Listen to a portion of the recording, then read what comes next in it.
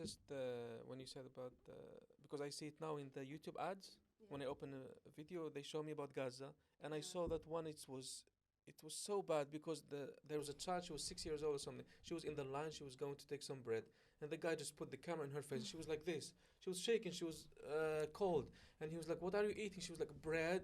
What do you need? Milk." Like he was forcing her.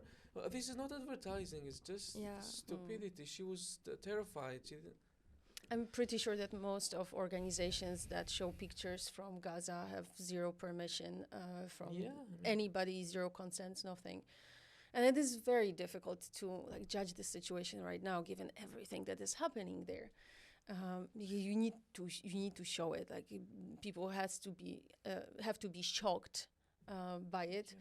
But man, seriously, it's people, it's lives, right? It's somebody's life that you're really showing in a way. And again, this comes from a power dynamic, right? You can do it. You dare to shoot the camera straight to the face of this little girl because you're a Western journalist, and they will never sue you, because the only way of getting rid of your image is basically to sue the news feed, right? But that's why I think the process of what we do is so important, because how can you, if you're being if the process of creating this image is dehumanizing and exploitive, but you're saying the purpose of this image is to humanize the situation and help the situation, I think those two things have to align. The way you conduct yourself in the process has to align with your ultimate purpose. Otherwise, you really have to question kind of the integrity of what you're doing here, even if it's for a good cause. But if you are dehumanizing someone in the process or exploiting them or traumatizing them, I don't know, it has to align with your ultimate goal of humanizing the situation and providing dignity and allowing people to see the humans who are impacted here. And I think that, the process is equally as important as the purpose or the end product. Absolutely.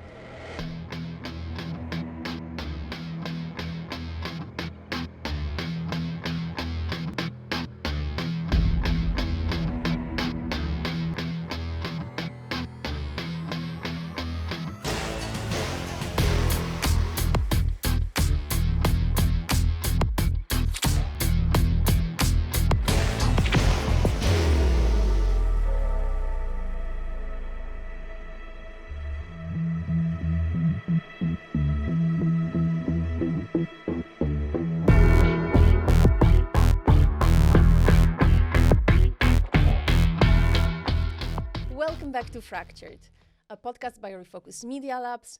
And today we are super excited because possibly we will have a more positive episode than we usually have.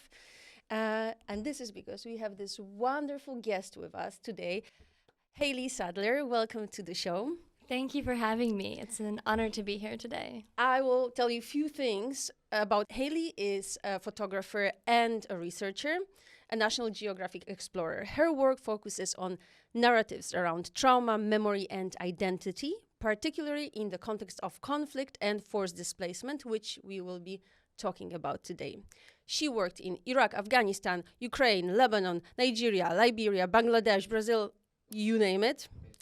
Hailey is a co-founder of this ongoing media project called The Home Collective, which we also will hear more about. So after this introduction, with me, I didn't forget, Rashid Ghali, the co-host of our show, who researched Hailey very, very thoroughly. I know her more than she knows herself. Right? Yes. What's her shoe size? Huh? I don't know with how they do it in the USA, the feet. Her feet, that's no, difficult. But it's 38 yes. in European. 36, 37. I was not wrong. Yeah. Rashid, since you researched Hailey so thoroughly, would you care to start our conversation? Yes, but I want to say something before. I think all our episodes were positive because people see them because they don't want to hear the truth. For me, it's like hearing the truth and knowing what's happening to people. That's positive because you're taking a positive stance to life, to oppression, rather than just sitting neutral or saying, no, that will make me sad, because you're running away from your emotions, and I don't like that. I hope our listeners heard that, because that means you can give us a like or a positive comment underneath our posts about that. All right, here we go. So, Hailey, in an article in Viori, you said something really, really interesting. You said where everywhere you go is someone's home. That's amazing. You work with people who are displaced, with people who are in their countries but suffer from injustice. So how this concept of home affects each one of these, and also the concept of homesickness, because okay, it's understandable when someone is out of their home, their country, they feel it. But sometimes if someone is in their country but they are under oppression, they can also feel this homesickness because it's about safety. So how do you... Yeah, I think that's exactly right. And that's one thing that I think is so powerful about this concept of home is it's such a universal human experience. And so when we think about home, everyone has something to say. Our experiences might be different, our feelings about it might be different, but everyone has some experience. And that commonality, I think, provides a really unique access point to talk about some of these issues, like forced displacement. Anyone can empathize with how it feels to be homesick. I think many of us have felt that in some fashion. Even if you're just on a trip, you miss your home. And so we can tap into that feeling to try to help bring more empathy and more understanding for people who may not have that firsthand lived experience with displacement, so they can kind of connect over this idea of home and what it feels like to lose home and what that means, I think, beyond just what is tangible, losing your physical house, how deeply it impacts us as humans when we have that feeling of missing home, or like you said, that feeling of not belonging, even if you are physically home, but that feeling that something is missing. So how are you, as a photographer, how are you capturing this idea of home when you work with displaced people? What is the... It's very hard for people who are maybe not very creative, like I am not, to imagine getting the story and putting it into an image. And I think that's a challenge, and it's part of what I love about this work is that we do have to kind of challenge ourselves creatively and visually, and I think we have to do that more and more and be better and better at that, because it's very easy to capture what's in front of you, what's obvious, which is the current circumstances. But how do we try to visually go a little bit deeper than that and show this absence of home, this loss, this feeling of unsettledness, all these kind of intangible aspects of the experience of being displaced, which have such a profound impact on you, but which aren't immediately visible. And so I think, to me, that's where collaboration really comes into it with my work, of just spending time with people and asking questions. Is there a place where you are right now that does feel like home? Maybe we can photograph that and talk about why this space does give you a feeling of home. Or is there somewhere here that really doesn't feel like home and is really uncomfortable for you? Let's talk about that and see how we could visualize that. Is there, a mood or a feeling, a smell, a memory? What does it mean to you?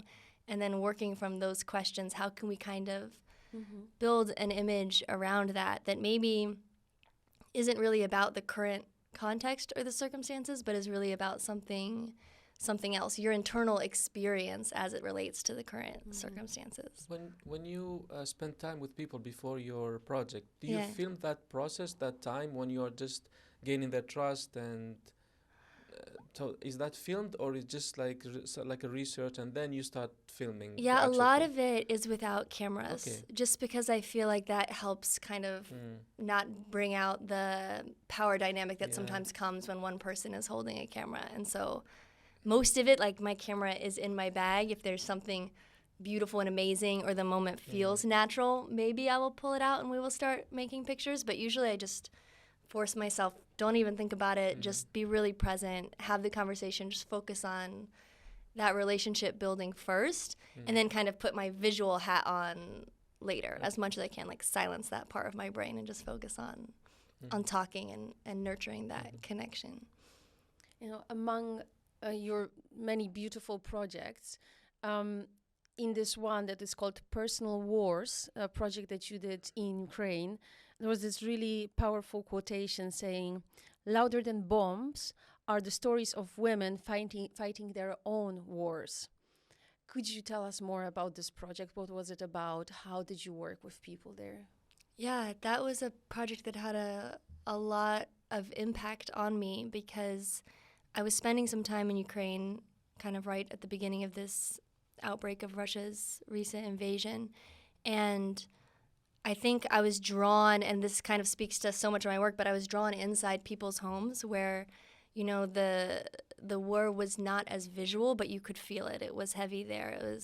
It was tangible in an intangible way. And so I decided I really wanted to create this kind of personal, intimate project, mostly spending time inside people's homes or homes where they were staying after having been displaced, and kind of documenting the personal battles that everyone is facing within the wider context of this war. But every single person has some individual battle that they are trying to now navigate, whether it was one woman, Alana, who had 6 children and she was pregnant with her 7th, and she was now fleeing without her husband. So she's 29 years old. She has 6 kids with her, and she's pregnant with her 7th. And, you know, what she's facing as she flees the front lines is her own battle. The challenges that she has to navigate are, you know, they're heavy and they're intense. And so just trying to spend time with some of the women mostly who were walking through that in those early days, and capturing some of those kind of quiet in-between moments that you don't get to see as much. I have to say that this project really spoke to me because we spent some time in Ukraine at the beginning of Russia's invasion, and what everybody was documenting was predominantly what was happening. So people in those long lines for food, for the train to escape, and this inner life inside the homes that was never a topic. It's like that's not something that people want to put on their front pages, the editors. Exactly. Right? This is like oh, come on, okay, you're gonna see like the insides of homes of women, like there are men fighting there. So this is the thing, right? There is this massive crisis, and you see how gigantic it is. And it spoke to me also because when we went to Lviv, we stayed at our friend's parents' house, who decided not to leave. Wonderful people, Lubomir and his wife, greetings to them. We couldn't find any place to stay. Yeah. Everything was taken predominantly by Western media, hotels or hostels and things like this. And Lubomir was telling us that his home, it just got a bit empty because some people left to Poland. But before, he was hosting non-stop people, and all his neighbors, all the houses in the neighborhood, they were all full. Like, people were coming, like relatives from other parts of Ukraine, but also like random strangers. People would put those notes in different places saying, I have one extra room, I have one extra bed, call me here if you're in need of something.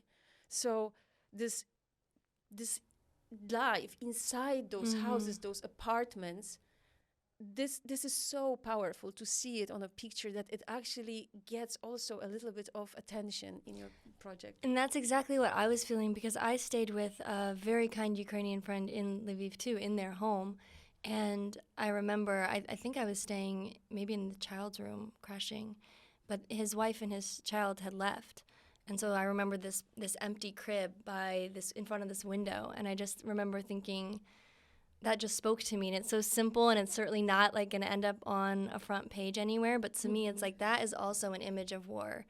And it's not what we immediately conceptualize, but I don't know, capturing those images I think is still really, really important, because that is what war looked like for that family. It's an empty apartment, it's an empty crib.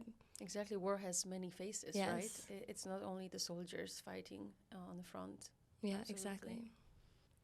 Do you have any plan if sometimes you are working with people and it's a conflict or war, and if something happened dangerous, like a bomb or something, because you're filming them, so what is your reaction if something happened? Do you imagine something happening?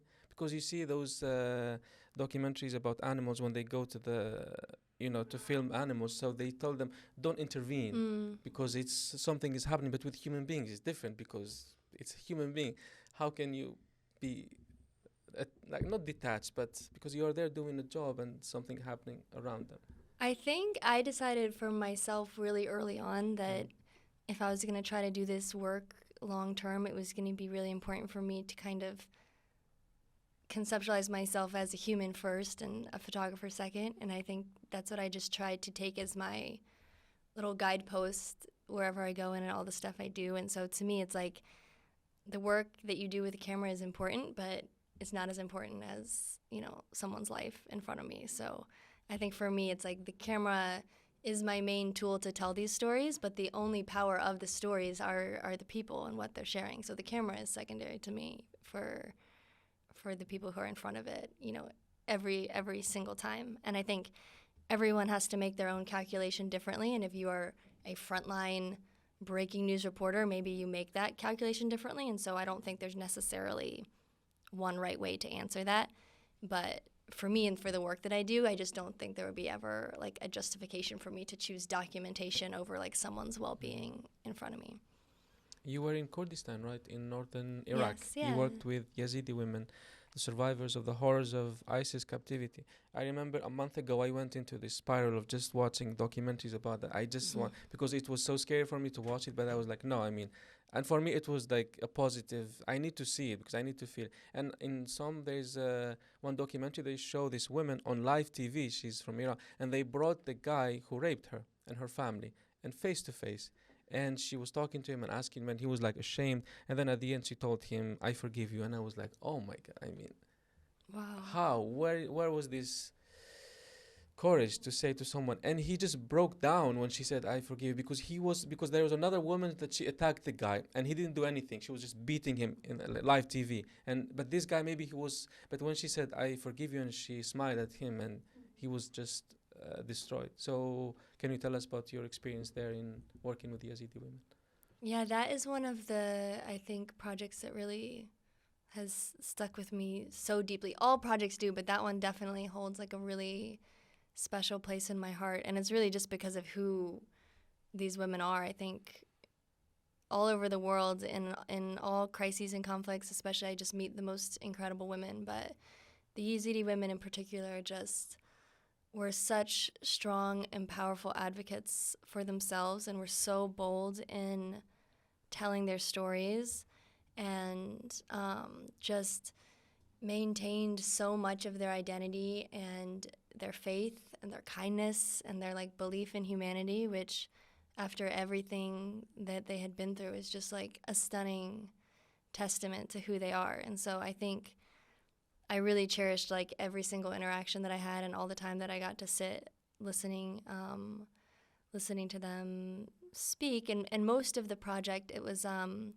part of it was with a Yazidi-run organization called Farida Global Organization, which is an amazing project. And they ended up calling the exhibition "The Women Who Beat ISIS," because they fought so hard. Because they fought, and they fought to, you know, maintain who they are and to, you know, keep their identity and to stay strong. And so I think, you know, I really appreciated getting to be part of that project just because we were able to focus on not just the stories of the past, which are incredibly important and powerful and do need to continue to be shared because ISIS needs to be held accountable, and everyone who is part of that continues to be held accountable, but also to focus kind of on the future. Like, what are these women advocating for? Who do they see themselves as now? What is their role in their community? And allowing them to kind of just have a space or have a platform to speak on whatever they want to speak on, whether that includes the past or whether that includes the future. What was their situation when you were there, and has something changed since you saw them last? You told us you stay in touch with some of them. Yeah, I was there in 2019 first, and then I went back in 2020. And unfortunately, like, the situation has not changed for most of the survivors that I spent time with. Of the about 400,000 Yazidis that were displaced by ISIS's assault, there's about 200,000 that are still living in displacement, many of them internally displaced. And so the vast majority of the people that I spoke with, their situation has not changed for the better. And unfortunately, humanitarian assistance is kind of continuing to decrease as the situation continues to evolve from this acute crisis to now this more protracted crisis. And so the situation in some ways is like becoming a bit more discouraging, especially as media attention shifts elsewhere and there's lack of resources and a lack of a clear plan for the future of getting people, you know, to a safe place that they can call home. In your research, did you come across women who didn't want to go back home, predominantly because of some stigma of being an ISIS fighter, wife, or slave, usually slave, because of the fact that they were now having ISIS fighters' children, or because the families refused to take them back?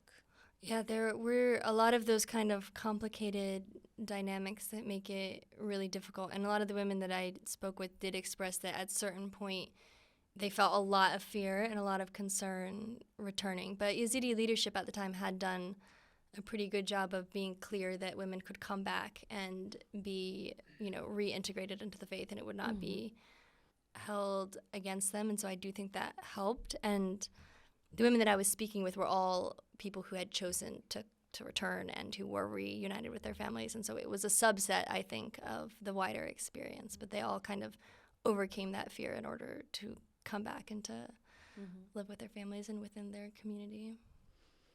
You document a lot of traumas.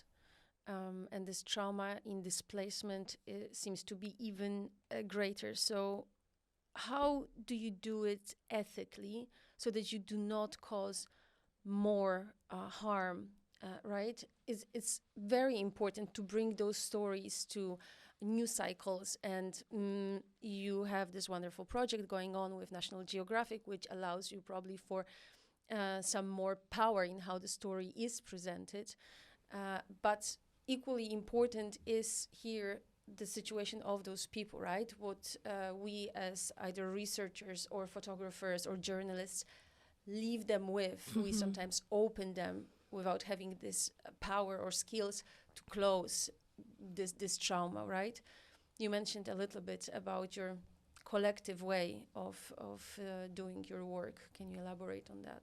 Yeah, I think this is such an important topic for us all to consider and to continue considering. I think it's something you have to like evaluate and think about with every single project and interaction.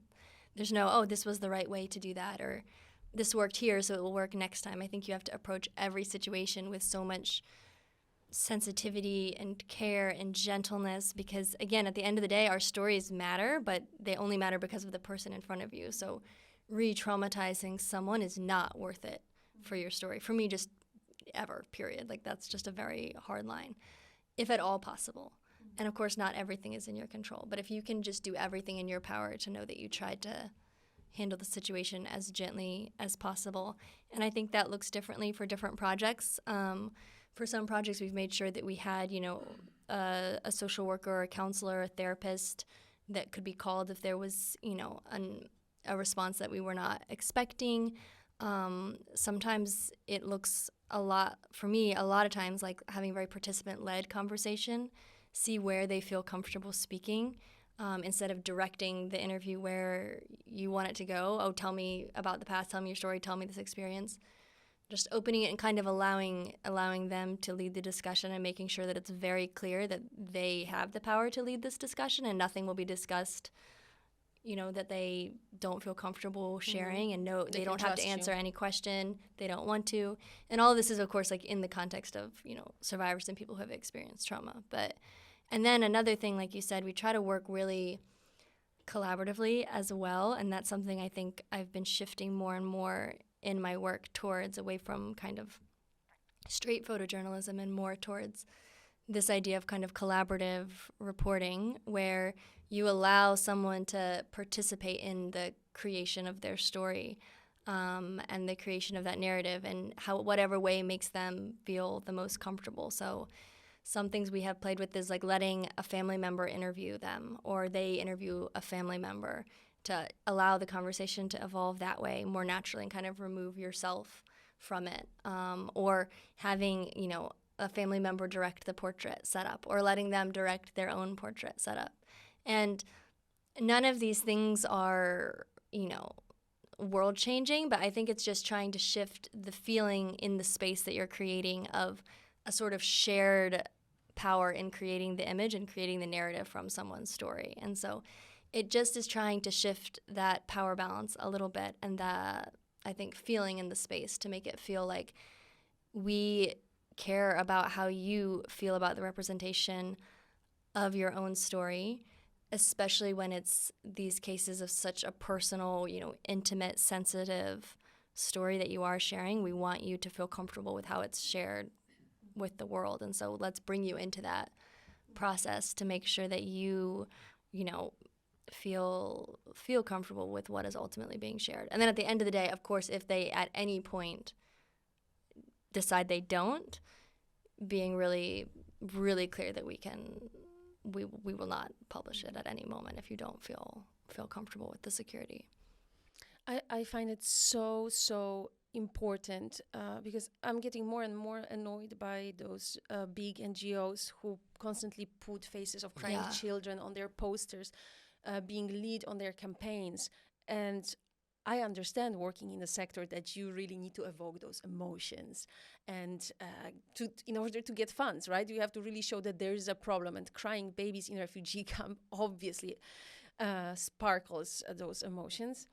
But something that those NGOs are really not aware of or do not want to think is that even if you get the consent of the parent of this kid right now to take the picture, those kids' faces will forever be the kids of UNHCR, the kids of UNICEF, and so on.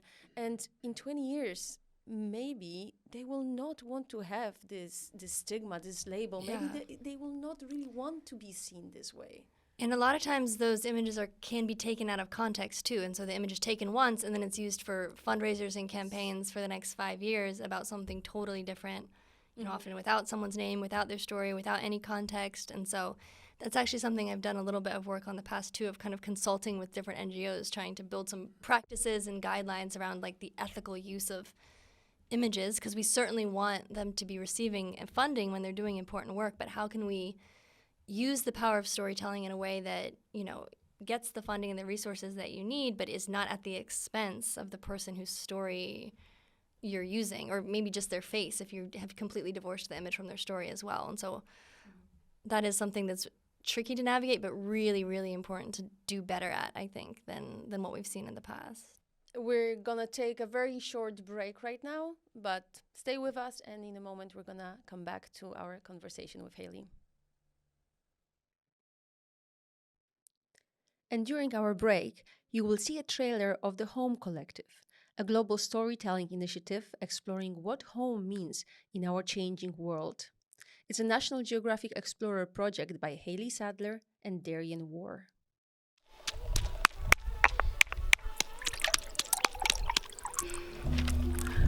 We are living in a changing world. The idea of home is becoming more and more fluid. We have this human need to belong to a place. Our cultural heritage is intrinsically woven into our sense of place, our surroundings. We are also in an era of people on the move, with mass migration and forced displacement. So when we leave home, how do we make our memories tangible, so we can pass them on to a new generation growing up far from home? How do we rebuild home from only our memories? Welcome back to the second half of this amazing episode. I hope you enjoyed, because I did, and now I have more questions than I started with. Let's go. So before the question that I wrote, I have another question. Wait, where is it? So do you know the Al-Hol detention camp is where the families of ISIS and their children stayed there? Yes. It's like 50,000.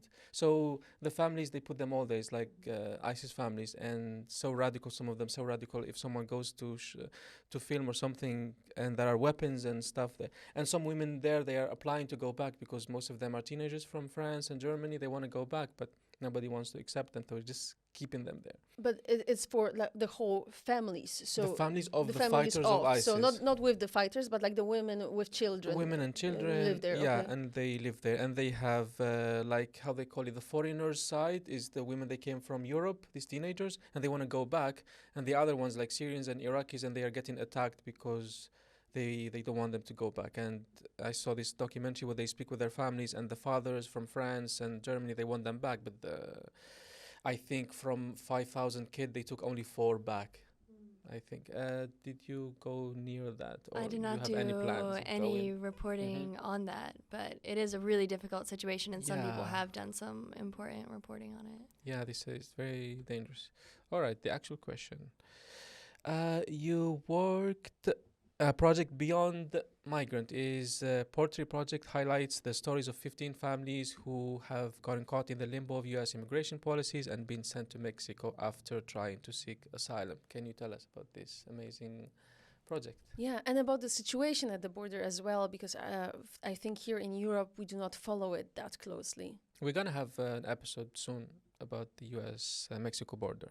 Yeah, it definitely deserves its full own episode. But I went there in 2021, and this was when Title 42 was still in place, and Title 42, was enacted under Trump and allowed these asylum seekers to be turned back immediately and sent back to Mexico. And so it was still continued under Biden, I think, until May of last year. But it was this period of time when families were just sitting in Mexicali at that time, where I went to visit, with really no hope or understanding of when they would be allowed to seek asylum, as everything had been kind of shut down. And so I really wanted to just go and spend some time with families who were in this situation and just hear directly from them for whatever they wanted to share. And there's a lot of important coverage being done of the situation on the border, but a lot of it is, people's most stressful, terrifying moment of their lives as they're making this incredibly dangerous journey, or, imagery kind of showing the context of the situation and how dire it is for a lot of the families as they're staying in shelters or don't have a place to stay, all of which is super important to show and to cover. But I wanted to kind of hear from families themselves and also hear from them in a way that allowed viewers just to interact with them as humans and interact with their story kind of without the backdrop of the current situation and how political that had become. And so I made this project, which was super, super simple. We just put up a black backdrop and invited anyone who wanted to come speak with us, just to sit down in front of it and share what they wanted to share, kind of about their experience,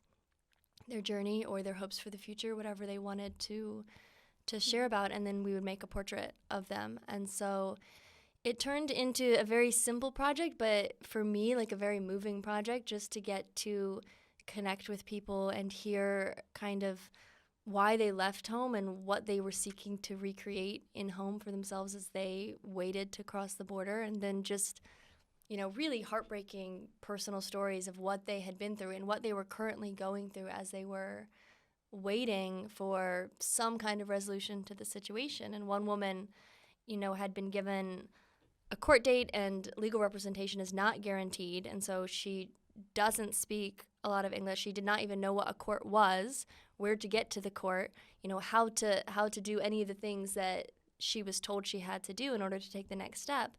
And so it's just heartbreaking to kind of hear these stories of people who have fallen through the massive cracks of our immigration system, and she had no idea how to move herself and her family forward. And thankfully, I was partnering with a really amazing organization called Border Kindness, and they do provide legal counsel. So by the time the story was published, we were able to do an update and share the families that had been able to successfully seek asylum. And so that was kind of the silver lining of a really, really difficult situation, was getting to see some of these families, receive the legal representation that they needed and be able to seek asylum. The way you decided to photograph them with this black background, very, very different from what we could see from the border. I can only imagine that it was not very easy to have it published anywhere. Yes, that was its own journey, just because, you know, most people want the context of what is going on, which I totally understand, but that was kind of the opposite of the purpose of this project. And so it definitely, I was pitching it around, it got rejected a couple times, but I was really thankful for the photo editor who ended up accepting the pitch, because she really believed in it and gave it a lot of space. It was in BuzzFeed News at the time, and so in BuzzFeed, a lot of space for families just to share their experience and share their stories without a lot of editorializing, and just, you know, share all of their photos as well. So I was thankful it found the right home ultimately, because it kind of kept to the true purpose of the project. How did you choose these families? 15? It has to be 15. No, it was originally more than that, and then some people we had to back out because of their kind of security situation or their security concerns at the time. And so 15 was kind of the number that ended up feeling comfortable publishing. We actually spoke with a good number more than that. And then, you know, we gave them their photos, but they did not have it published. So it was kind of just the number that it ended up boiling down to. In an interview I read, you said that top concerns for you is working to ensure the safety of those with whom you engage with. So that's very important for you. How do you do that? Yes, I think kind of goes back to what we're talking about before, like first do no harm. You want to really make sure that even though you think your story is important and meaningful, that it's not harming the people who are participating. And so I think with the work that I do, you know, a lot of times people will ask these questions. I just got asked this question the other day, like, what's the riskiest situation that you've been in or something? And it's like we can sometimes sensationalize the risk for people who are reporting outside of their own communities or going to some of these places. But really the majority of the risk is on the shoulders of local journalists, local producers, and the people who are participating in the stories. So I think it's important to orient yourself. Of course, you want to take security precautions for yourself, make sure that you're not taking on unnecessary risk, but you want to be equally, if not more so, concerned about everyone in your story and doing risk assessments for them and making sure that you're providing for their security as much as you can throughout the duration of that story, but also afterwards, because like my stay has a time limit. I will leave, and my security concerns have that time limit. But someone who's staying, they have that long-term security risk that you have to kind of calculate and assess a little bit differently. Mm-hmm. You made so many really interesting projects, and this concept of home is somehow present in all of them.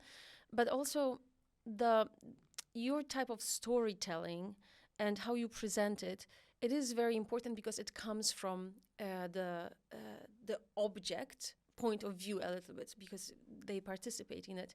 And maybe it's a little bit, it's a broad question, but how do you see the role of this storytelling and pictures in this truth-telling process, in peace building, because you're always taking pictures in very, very not peaceful places, in very difficult places, in war zones and so on?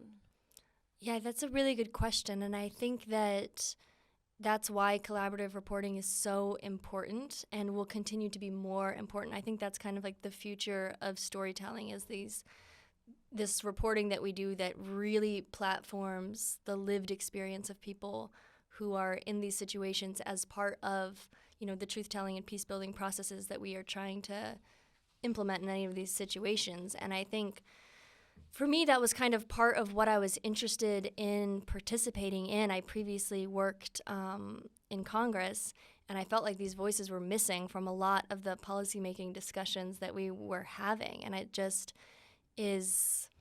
it's really crazy the amount of conversations that happen and no one in the room has lived experience with the issue that you're talking about. No one has migrated themselves or no one has been forcibly displaced, and we're talking about these policies. And so to me, doing reporting where that is really platformed, not as just a small quote in the story, but really shaping the narrative that you are presenting, is incredibly important, because those voices are incredibly important in the process of trying to build any sort of peace in any context. Like, those are truly the most important voices in understanding how this will actually be implemented, how it will actually be even, you know, moderately successful. And so to me, making that reporting as collaborative as possible or as kind of co-created as possible is really important to that kind of ultimate goal of making sure those voices are being given the platform that they deserve and that ultimately is the most effective for the whole process. You mentioned Congress. You started your career there, and then transitioned to photography and documentary. And it was funny and inspiring yesterday when you were doing the lesson and you said, I was learning stuff from YouTube. That's how I learned photography. And I was like, guys, you have amazing opportunity here in Refocus. So from Congress to documentary, working with refugees, how did that experience working in politics help you be better at working with refugees? Because, we see this gap of politicians making laws and stuff, but they have no idea how it's going to affect the refugees. Yeah, I think it was a very important process of shaping who I am as a storyteller. I think sometimes I look back and I'm like, I didn't go to school for photojournalism. I wish I had found that path sooner. But at the end of the day, I do think I am thankful for that background and kind of seeing how policy is made and seeing how policymakers are thinking and doing their decision making and all of that. I think that was actually really helpful for me to kind of see that side of what we do before entering the documentarian side, because so much of what we're documenting is the result of policy. Yeah. And so it's really, really important to understand how it is made, how we can think about potentially influencing it or shaping it or influencing policymakers and decision makers. And I do think it was actually, now I look back and I'm like, it was really a privilege to kind of gain that understanding early on in my career and get to see that firsthand as much as I did before shifting over onto this side of the work that I do. But it was like quite a stark difference career-wise of what I was doing then and what I'm doing now. But it's like two sides to the same coin in my mind. One is policy making and one is looking at the impacts of policy or lack of good policy and what that looks like for people in their lives on the ground. But what was this feeling that pushed you? It was like resentment or anger, or like when you went from Congress? It wasn't resentment or anger, but I think it came from a place of realizing that these issues that I was so passionate about, that was not the space that I wanted to be in to impact them. And so working, in an office building every day in the kind of DC bubble was its own good experience, but at the end of the day, it's like this isn't how I want to be impacting the world, and the people and the voices that I'm surrounded with in this environment are not kind of the people and the voices that I want to be learning from, that I want to be surrounded with. And it was really more of like a slow journey than it was like one moment. I kind of slowly realized that, documentary photography or photojournalism was a career. Growing up in a small town, I wasn't really exposed to that as a career option. And so it was kind of learning that existed and other people were doing that, and then slowly realizing that could be a better fit of my skill set and a better way to kind of engage on these issues that I'm extremely, interested in and passionate about, but in an environment that is makes it feel like I can have more of an impact, even if it's like in a small way than the kind of constant crises of a congressional cycle. This transition probably must have been not easy. No. Because I can imagine that like going on a project with Congress, that opens doors. You don't really have to fight to get interviews, to go to zones that are dangerous. But you decided to take the step. And then during COVID, if I'm not mistaken, you created your home collective. Can you tell us how does it work, what you do? Yeah, so that was kind of a period of time when I was reflecting on my work and thinking about how I wanted to tell stories in the future. And I was talking a lot with my friend at the time, who's now kind of my partner and co-founder of the Home Collective, Darian Weir. And we were talking a lot about like not just the kind of stories we want to tell, but how we want to tell them, and the fact that we want to be able to have more time to tell them and more space, and we want it to be a more collaborative process. All these things that were really difficult to implement when we were kind of doing our freelance assignments as like the bulk of our work. And we wanted to create some kind of umbrella or platform where we could begin to build a structure around creating stories the way we wanted to create them. And so we decided to found the Home Collective, which has its root in documenting stories of home, because that's what we both have kind of spent our careers around, and we both really believe in that as a powerful commonality that can build bridges on some of these really divisive issues. And then equally, as much as we wanted like to look at these topics, we wanted to be able to experiment and have the freedom to say how you tell a story is as important as the story itself. And this process like deserves as much of our attention, trying to refine it, trying to learn it, trying to do it differently, do it better than we've done it, than we've seen it done. Like that is equally as important as the topics we want to cover and the stories we want to cover. And so creating this kind of collective, it operates like a global collective where we work with local photographers and community leaders and scientists and academics and kind of come together to build these projects. But having the space to experiment with that and build projects a little bit differently was a huge part of why we created it. Which project you would say that affected you a lot, or I don't know, surprised you, shocked you, or made you think, changed something in you really deeply? Oh, so many projects. And we already talked about the Yazidi one, so I won't go back to that. But I will say a slightly more recent project, the project I did called Missing Home, which is in Tbilisi, Georgia, and was spending time with Ukrainian families who were displaced there and exploring the emotional and psychological experience of being forced from home in the midst of war. And that was also kind of a quieter story, documenting some of those in-between moments, but it was really moving to me. I did get to kind of spend a little more time with people and then come back a year later and visit them again, which is always really impactful to kind of continue those connections and kind of build on those relationships. And just spending that time with people as they're caught in this, constant limbo of waiting to see if they should plan to return home or should they really try to rebuild a second home and rebuild a life for themselves. And as they're caught in that really, really difficult situation, it's just so moving to hear people's stories, down on that very individual level. Like one family, this son is, I think he's 12 years old, and he's trying to learn Georgian, but he also wants to continue taking his classes online from home in Ukrainian because he's like not sure when he will get to go back, and he doesn't want to fall behind. So he goes to his Georgian school in the day, and then he comes home all night and does his Ukrainian classes and Ukrainian homework. And it's just like those little like pictures or vignettes of what people are facing as they're caught in this limbo state of displacement really stick with you. I think it affects you a lot when you're in between things. Yeah. Because as human beings, we want to progress, but then something's holding you back. But also, I think you should trust it. If something is holding you back, this means it's very important to you. So you need to find a balance there. Yeah. And but I cannot imagine it for a child. That's must be very complicated because you don't understand what's happening, and then this shit put on you, and you're like shocked and you don't frozen. have any assurance of what is next. And so one little boy, I think he's 6 years old, and he was saying, I don't want to make any friends here in Georgia because I want to go back to my friends in Ukraine, and if I make friends here, it will feel like I'm never going to get to go back. And as a parent, just like to hear your child say that and to hear them wrestling with that is just like, it's so difficult. Something maybe a bit more positive. This was supposed to be a positive episode. Everything is positive. Come on. But this is a very positive and nice project of Hailey, because she stopped here with us for this workshop with Refocus, but she is on her way to continue her dream project.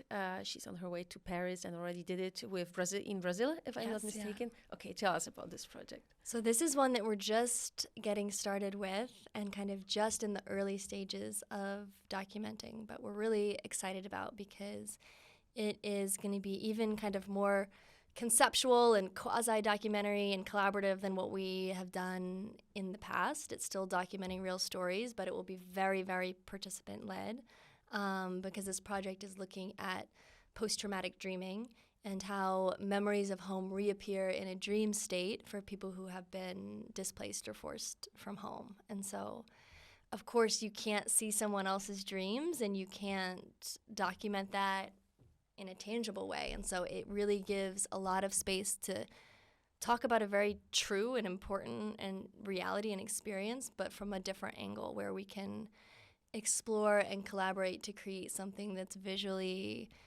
very different than some of the other work we've done in the past. I cannot imagine how you really document it. This is, I would really like to see it, the practicalities of it. The funny thing is, because some dreams, everyone's dreams are so different. Some can be quite funny, nostalgic, emotional, scary. But the funny thing is, even for some of the heavier dreams, when you're documenting it, there's so many giggles behind the scenes because, like, everyone's family is watching. You're doing something crazy. Maybe you're in the water and people are, reaching their hands out. And so even the scenes for these heavier moments, because they're constructed, people are behind the scenes, like, laughing like it's a joke. And we're laughing because they're making us laugh and they're directing it and people in the water are laughing. And so it creates a really kind of fun and imaginative process, even for some of these like heavier stories that we're working on, which is just very therapeutic, I think, for us as storytellers, and also hopefully for the people who are like being creative with us and playing around with us. And some people don't dream. Everybody dreams, but some people do not remember their dreams. I met people, they say, no, I never dream. I'm like, how are you human? I don't know. Really? And they say, no, I don't dream. Or you think they don't remember. You do dream, you just don't remember it. But, okay, I know that we don't remember the whole thing. I think we remember just, 10%. I don't know. There's so much science that still has to be done around like sleep science and dreaming. There's so much that we still don't know, which is really interesting. Like some people dream in black and white and some people in color. Yeah. That was so interesting for me to learn because I've always thought it would just, of course, be in color. And then I learned that, for some people it was black and white or just still images, which as a photographer, I would think that I would dream in still images, but I've never experienced that at all. When I learned about this, I couldn't tell if I dream in black and white or color. I was waiting for some kind of a dream that will tell me this. And finally, I really couldn't. Every day I would wake up and I was like, what was it was really strange to me that I couldn't say it. And then there was this one dream. I really don't know why. There was a piece of salmon there, and the salmon was really orangey. Okay. So, I dream in colors, at least partly. And some people are always themselves in their dreams, whereas other people will be like very different characters throughout different dreams, which is super interesting to me as well, because I only have ever been myself in my dreams. I had a blind friend in university, and we were in the dormitory. We were 3, so him and another person. And we always had this question to ask him, how do you dream? And we didn't want, because we were like, maybe, because even though we were super friends with him. And then they sent us another student, and he came from the countryside. And it's a stereotype, but people from countryside, they are more, you just say, hey, my name is Muhammad, and the other guy, are you blind? How do you dream?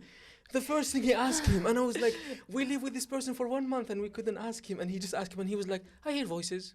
And it was just easy. He said he just hears voices. Wow, he hears people speaking, and he hears like, steps and stuff, everything, cars. He just don't see because he never saw in his life. So he was born blind. But I was like, fuck, man, I could have been like this guy. He just said, my name is that. How do you dream? First question. I mean, wow. I think you're inappropriate enough in your real life. I don't know. That's fine. All right. Questions. So you said once in an article, I really like this quote from you. My hope is to be able to look back and see that the stories I told caused people to ask questions and think differently. And also that the people who shared their stories with me felt seen and represented in a way that honored their dignity and agency. And here in Refocus, we have this dream of becoming storytellers, and we are in this journey. What is your advice or advices to us if one of us or all of us decided to take a similar path to yours? Well, I think it's so amazing what you guys have here and the community that you've created here and the teachers that you have here and the access to knowledge that you have here. So it's such an incredible start. And it's so important because I think these are all voices that need to be heard. These are all voices that should be shaping stories, that shouldn't just be participants, but that should be directors and that should be editors and that should be shaping the narratives that are being told. So I think it's really, really beautiful and important for everyone to consider it as a path, even if it's not your full-time career, at least as something that you engage in with the skills that you have learned here. And I think my biggest piece of advice is to really connect with what motivates you as a storyteller and to find stories that you're passionate about. Because I think when you're working on those topics that you're passionate about, you will be able to give to it in the way that you have to give to it in order for it to have an impact on the people who see it. And so it's easy when you make it a career to start to get focused on the logistics of everything. Who do I pitch this to? How do I get it published? And all of that is really important to learn. The business side is important to learn. But at the end of the day, you have to kind of really, really define and hold on to your purpose and what motivates you and why you're doing this and what you care about and kind of the little mini legacy you want to leave in the world. And I think that is what helps you get up every single day and do it again, even when there's discouragements or rejections or all the difficulties that come with, engaging in this world as an industry and as a career. Connecting with that is what will help you personally navigate it, and then it will also be what helps your stories stand out, because there's so many people who are talented visually. Like everyone, has a phone in their hands. Everyone can learn this.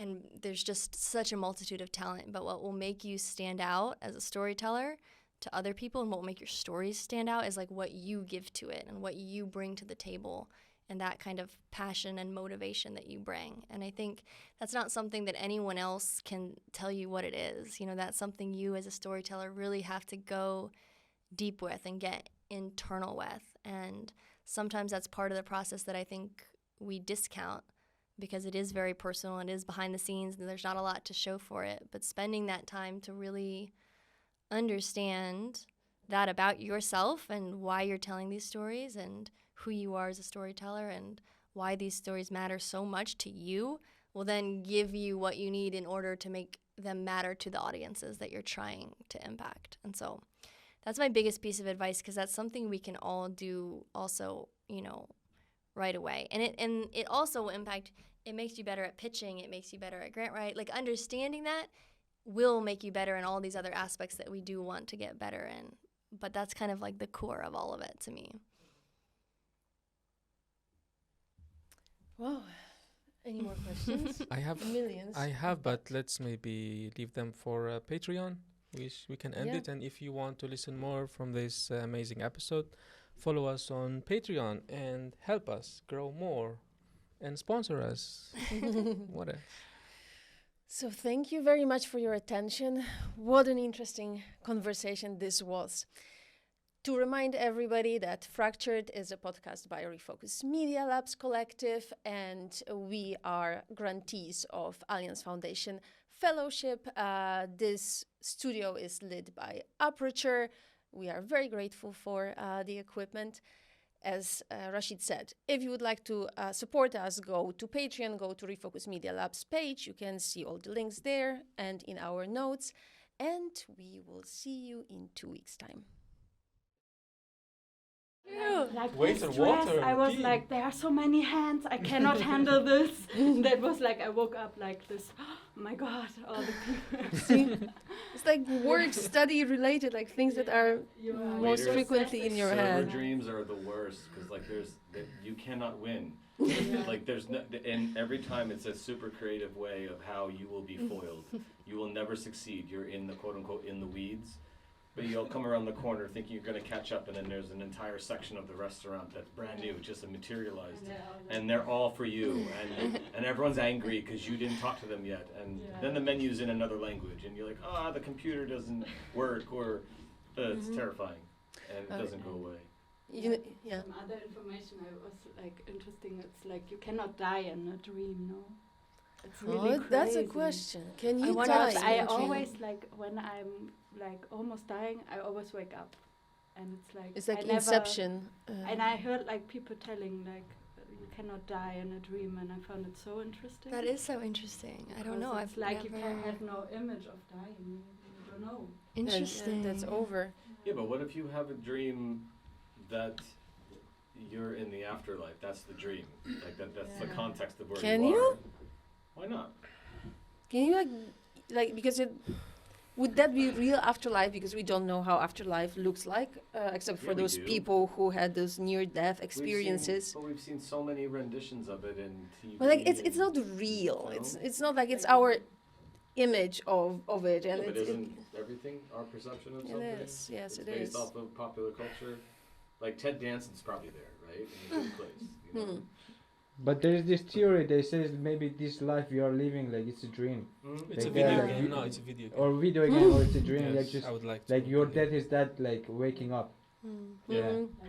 That's pretty cool. I mean, because for me it's like you don't waste anything because you went to sleep for rest. Like, if I'm resting and I have this experience, that's perfect. You're gonna wake up, you have all those Well, experiences. this was like the script that we were Yeah. developing. That like when someone goes to sleep, when you go to sleep, someone else